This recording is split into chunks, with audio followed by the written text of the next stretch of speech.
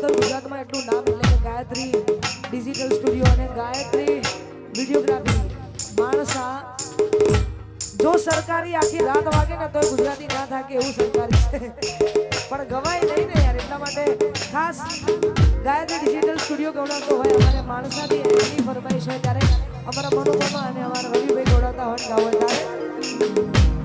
એ મામા મારી પદમા